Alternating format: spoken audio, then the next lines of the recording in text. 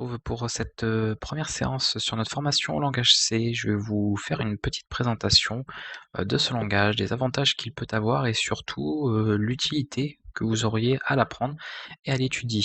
Le langage C, il faut savoir qu'il a été, inventé. Alors c'est un langage qui a évolué, hein, à la base il ne s'appelait pas comme ça. Il y a eu le langage B, il y a eu plein d'autres langages avant qui ont amené au langage C par 2 personnes en particulier, Dennis Ritchie que vous voyez ici à droite et Ken Thompson qui était l'inventeur du langage B, qui a donc été repris pour pouvoir former le langage C que nous connaissons aujourd'hui. Donc ça, c'est l'historique, bref que je peux vous faire sur, le langage et sur ces 2 personnes à connaître, qui bien évidemment ont fait évoluer les différents langages pour les amener à ce que nous connaissons aujourd'hui et qui évoluent encore maintenant, puisque ce sont des langages, même s'ils ont été fondés dans les années, 1970, continuent de progresser et on voit l'ajout de nouvelles fonctionnalités.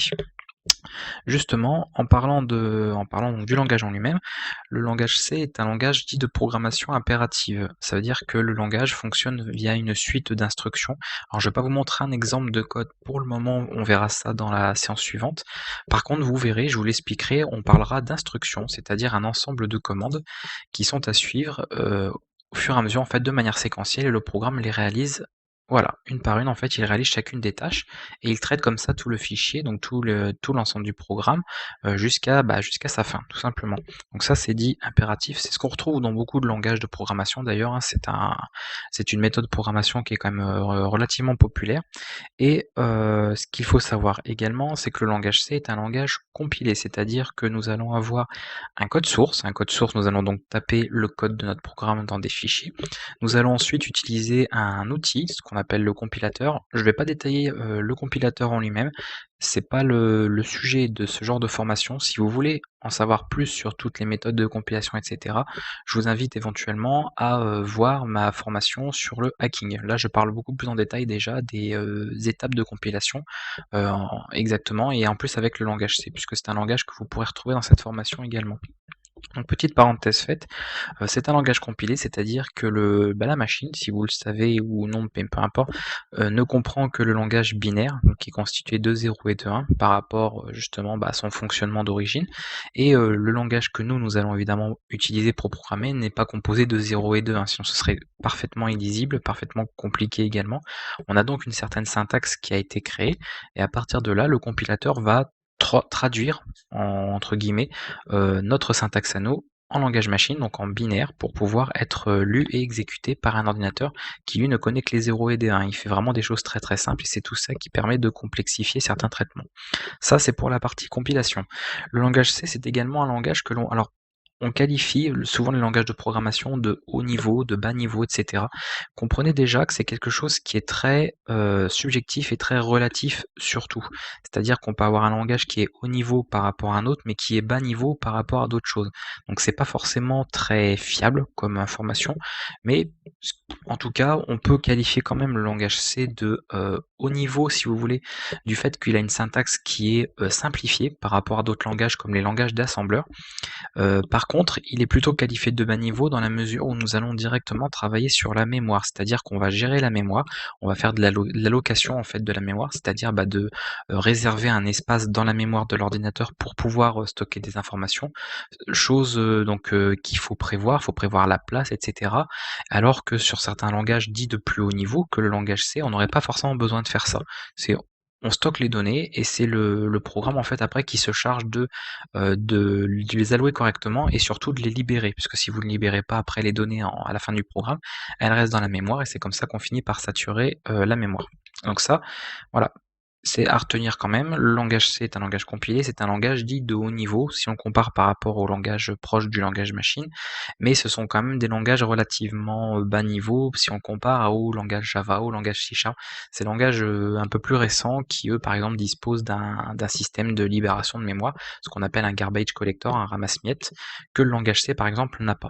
Donc c'est relatif, hein, je vous dis, cette histoire de bas niveau, haut niveau. Il n'y a pas une des deux réponses qui est plus fausse que l'autre en réalité, c'est selon là où on se place, selon le point de vue. Alors il est bas niveau par rapport au C# au Java, mais il est haut niveau par rapport au langage d'assembleur par exemple. Ça c'est pour la petite histoire, enfin la petite histoire en tout cas, la petite présentation rapide, la petite description du langage. Euh, Du coup, la question à vous poser, c'est, pourquoi apprendre le C? Pourquoi effectivement, voilà, quel intérêt, vraiment de quel avantage déjà il peut avoir? C'est surtout, voilà, quel avantage il peut avoir et qu'est-ce qu'il peut apporter? Alors le langage C, comme je vous l'ai dit, il a été, créé dans les années 70. Le gros avantage de ça, c'est qu'il y a des dizaines d'années qui sont passées, que le langage du coup a un vécu. Il a eu le temps de souffrir évidemment de nombreux bugs, de nombreux problèmes, et profiter de nombreuses corrections. Là, c'est plus d'en profiter que d'en souffrir, pour être amélioré, pour apporter des nouvelles fonctionnalités, du nouveau contenu, ce genre de choses. Donc ça, c'est quand même un très bon point. On a ensuite la partie, et ça faut le prendre en compte, le fait que le langage est ouvert, c'est-à-dire en réalité le langage C n'appartient à personne. Même s'il a été créé par des gens, ils n'en ont pas si vous voulez, ils n'ont pas décidé d'avoir la propriété. Même c'est pas un langage propriétaire. Ça veut dire que vous pouvez le réutiliser sans problème. Vous pouvez très bien vendre un produit qui a été programmé dans le langage C sans souci. Vous n'aurez pas de compte à rendre aux auteurs qui ont créé ce langage-là. Donc on parle de standard ouvert. Pourquoi on parle de standard? On parle également de normes, tout simplement parce que le langage au début, c'est comme tout, quand on commence à créer quelque chose, surtout de cette ampleur, on commence sur des, voilà, on part sur un peu tout et n'importe quoi, et après on essaye de hiérarchiser les choses, de les organiser, voilà, d'avoir quelque chose qui soit clair, et pour que le langage soit un peu le même partout, que le langage C reste le même au niveau de sa syntaxe, au niveau de ses méthodes, au niveau de ses règles, on a créé des normes, on a normalisé le langage. Vous avez peut-être du coup entendu parler des normes C89, C99, C11, donc ou les normes ANSI, ce genre de choses, ce sont tout simplement une espèce de feuille de route, une feuille de règles qui est assez imbuvable, hein, pour quelqu'un qui n'a pas l'habitude, même déjà pour ceux qui ont l'habitude, où il y a tout un ensemble de règles en fait à suivre concernant le langage. Ça peut être sur des règles de codage, ça peut être sur la syntaxe, ça peut être sur des méthodes de, on va dire, le savoir-faire, quoi, sur les méthodes de programmation, etc., etc.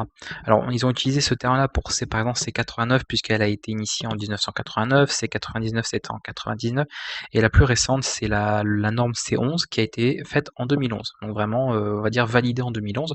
Donc vous voyez, pour un langage qui date des années 70, en 2011, il était encore mis à jour, on avait encore ajouté du contenu, des fonctionnalités. Donc c'est vraiment pas obsolète, du tout, du tout. Et comprenez que tous les langages, même aussi vieux qu'ils soient, de toute manière, peuvent avoir un intérêt encore maintenant, tous. Même des langages moins populaires que le langage C, parce que lui, il a quand même cet avantage-là de s'être vraiment popularisé et d'être devenu une référence en informatique. Ça, c'est un gros point.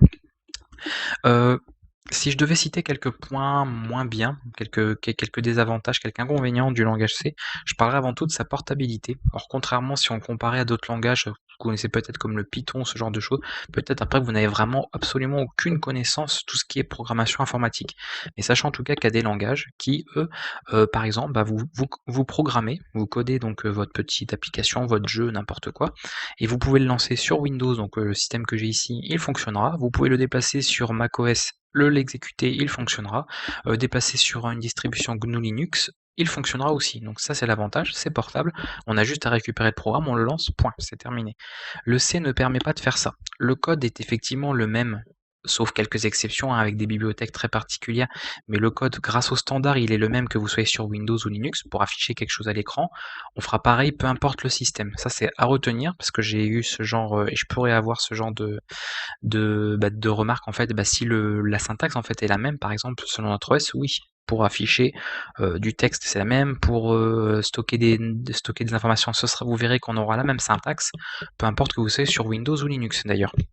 Donc du coup, il manque quand même cette portabilité qui fait que quand on va compiler, quand le compilateur va faire la version binaire du programme, cette version binaire, elle ne fonctionnera que sur le système sur lequel vous avez compilé.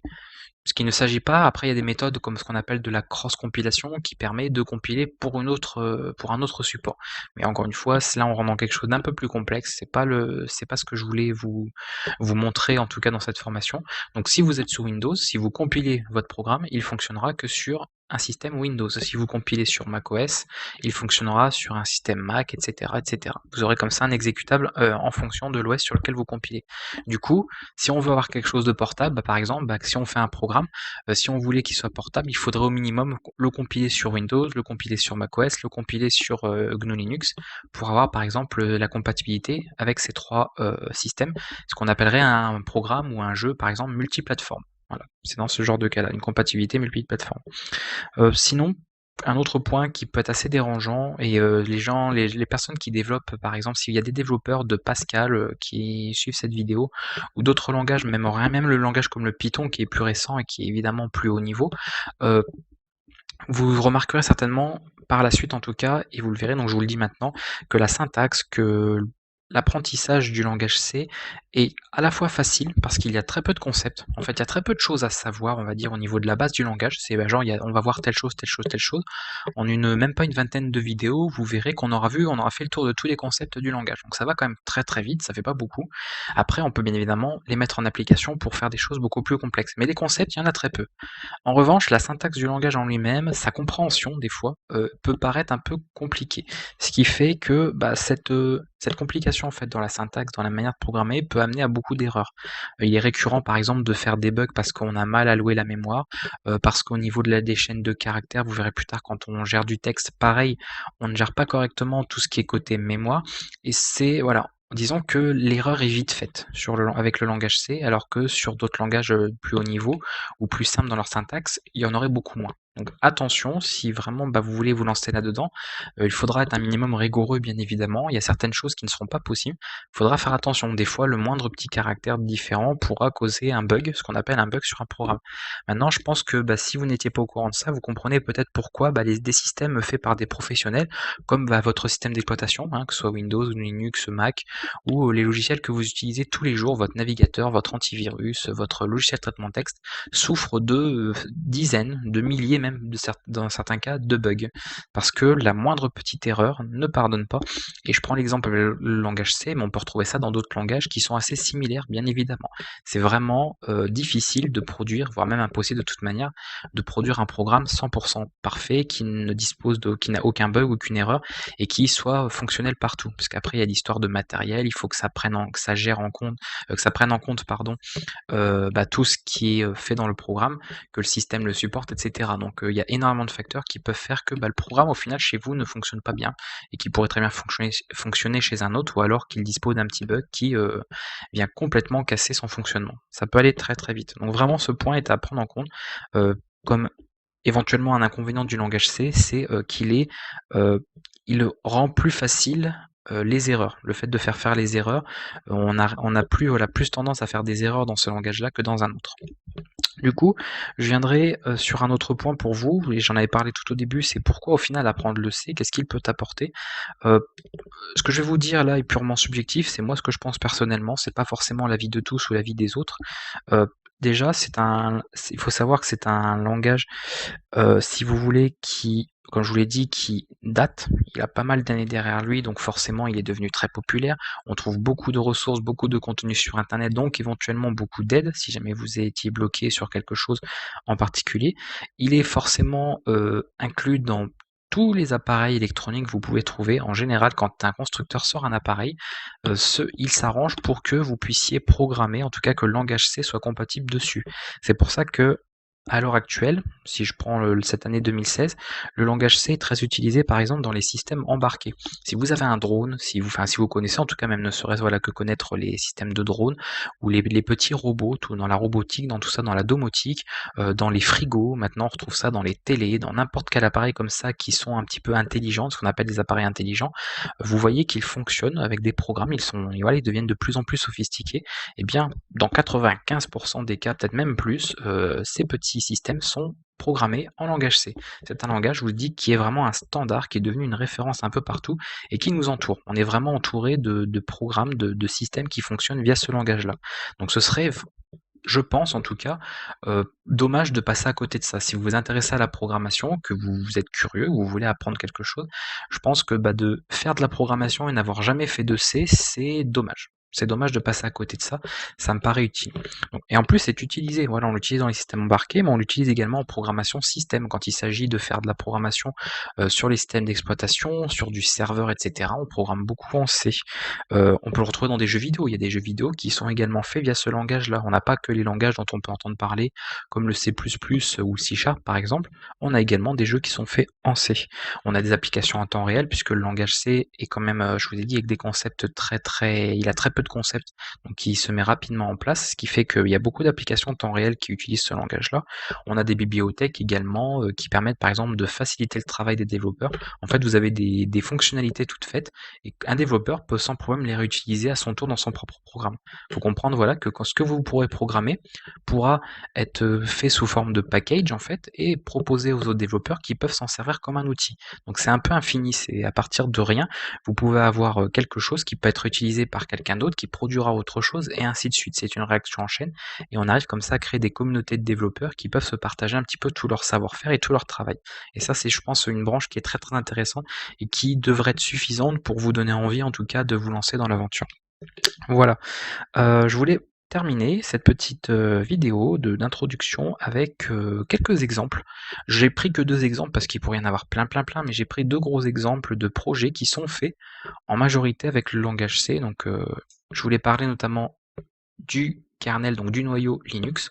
Si vous connaissez ce système d'exploitation, le noyau est fait principalement en C, pas seulement, mais une grosse partie de ce noyau est fait dans ce langage.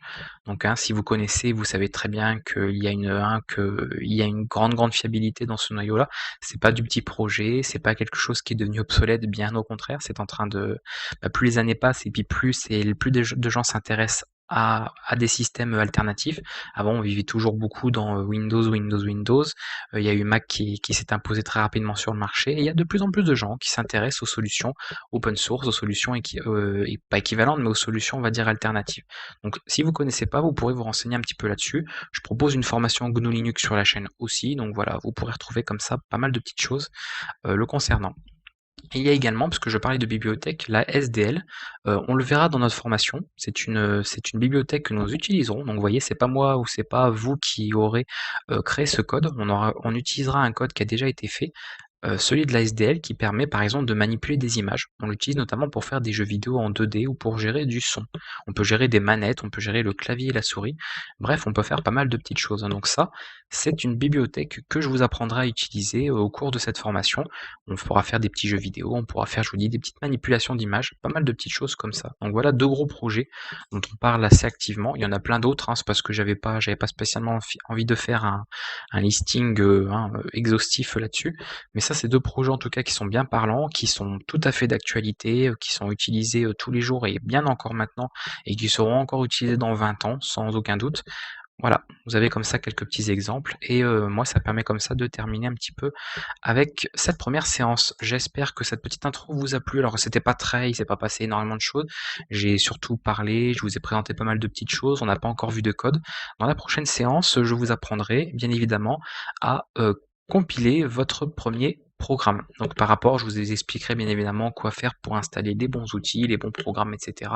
pour pouvoir travailler dans de bonnes conditions. On se retrouve à très bientôt dans une prochaine vidéo dans la séance numéro 2.